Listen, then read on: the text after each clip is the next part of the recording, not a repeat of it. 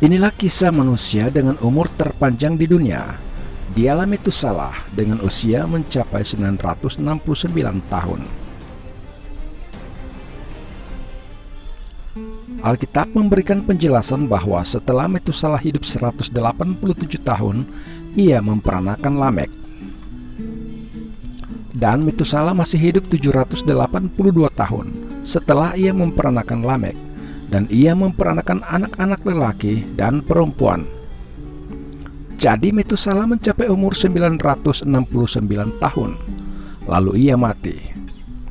Namun sebelum lanjut, saya ucapkan terima kasih bagi saudara yang sudah menekan tombol like, comment, and subscribe, serta lonceng notifikasi, sehingga makin semangat dalam mengupload video terbaru. Bab ini mencantumkan generasi Adam melalui keturunannya, merinci usia di mana setiap leluhur memiliki putra pertamanya dan jumlah tahun hidupnya. Ayat ini secara khusus berfokus pada Metusalah yang dikenal memiliki umur terpanjang yang pernah tercatat di dalam Alkitab. Mengenai Metusalah, amatilah satu arti dari namanya yang menurut sebagian orang bersifat nubuatan karena Henokh bapaknya adalah seorang nabi.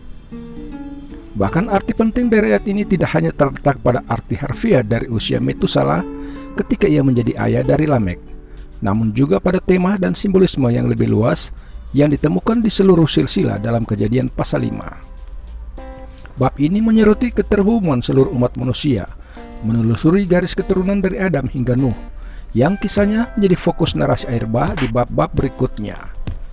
Metusalah berarti ia mati, atau ada anak panah, atau pengiriman, maksudnya pengiriman air bah yang datang tepat pada tahun Metusalah meninggal. Jika memang namanya dimaksudkan dan dijelaskan demikian, maka itu merupakan peringatan yang baik bagi dunia yang ceroboh, jauh sebelum penghakiman itu datang. Namun bagaimana juput hal ini dapat diamati bahwa orang yang pernah hidup paling lama membawa kematian dalam namanya, agar ia diperingatkan akan kedatangan maut yang pasti, meskipun secara perlahan-lahan. Silsilah berfungsi sebagai catatan sejarah keluarga manusia dan sebagai pengingat perjalanan waktu serta kelangsungan generasi. Umur Metusalah yang sangat panjang juga menjadi sumber daya tarik dan spekulasi. Kedua, umurnya, ia hidup 969 tahun, yang paling lama dari yang kita baca tentang kehidupan manusia manapun di bumi. Meskipun begitu, ia tetap mati juga. Maka makna di balik umur panjang Metusalah telah menjadi bahan perdebatan dan penafsiran yang sangat luas. Meskipun begitu, ia mati juga. Yang hidup paling lama harus mati juga pada akhirnya. Usia muda atau usia tua tidak akan membebaskan kita dari perang itu, sebab itulah akhir dari semua kehidupan manusia. Tak seorang pun dapat menantang hidup dengan hak untuk tinggal lama, atau membela diri melawan maut yang datang menyergap. Beberapa ulama percaya bahwa umurnya yang panjang merupakan tanda rahmat dan kesabaran Tuhan yang memberikan umat manusia cukup waktu untuk bertobat sebelum air bah.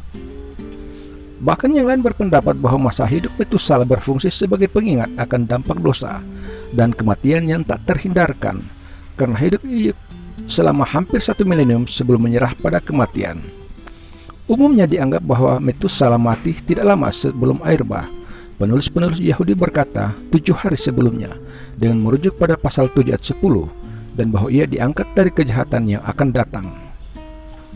Dengan berdasarkan dugaan ini yang diterima secara umum bahwa semua bapa leluhur yang disebutkan dalam pasal ini adalah orang-orang kudus dan baik.